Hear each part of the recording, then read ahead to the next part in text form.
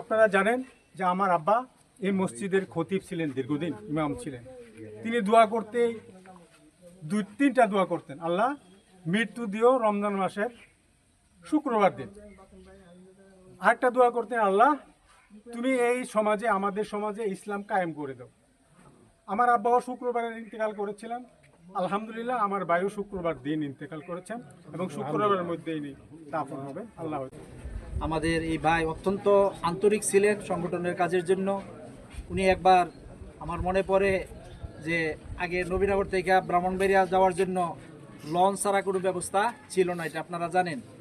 আমাদের এই ভাই একবার আমাদের বৈঠকে, ব্রাহ্মণবাড়িয়াতে জেলা বৈঠক ছিল, সেই বৈঠকে আমি উপস্থিত ছিলাম।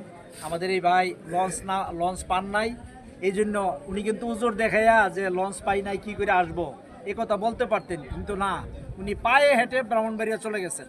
আমাদের জেলা আমির নজরুল ইসলাম খাদেম ভাই এখনও সেই কথাটা বলেন। আমি ওনার একজন নগণ্য ছাত্র, ঐতিহ্যবাহী লাহোর ফতেপুর তজুমা ইসলামিয়া আলিম মাদ্রাসার একজন সুযোগ্য শিক্ষক ছিলেন। তার কর্মজীবন ছিল অত্যন্ত সুন্দর। তিনি অনেক ওনার হিতাকাঙ্ক্ষী ছাত্র রেখে গেছেন।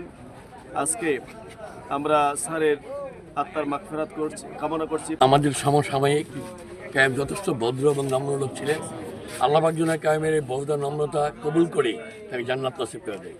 আমি আমার বন্ধু মানুষ, আমরা একই 72-এ এসএসসি পাস করেছি। উনি ভালো চরিত্রের মানুষ ছিলেন, ভালো মানুষ ছিলেন।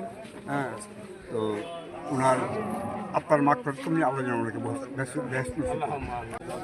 আজকে যিনির জানাজা আমরা আদায় করেছি, উনি আমার সরাসরি শিক্ষক। উনি আমাকে ইতিহাস পড়াইতেন। উনি মানুষ হিসাবে অত্যাধিক ভালো মানুষ ছিলেন, এটা আমি গ্যারান্টি দিয়ে বলতে পারি। আমাদের সাথে যে আচরণ করেছেন, সুন্দরভাবে উনি পড়াতেন, পড়ার সময় উনি কোনো গাফলতি করতেন না। উনি দায়িত্বে খুবই সচেতন ছিলেন।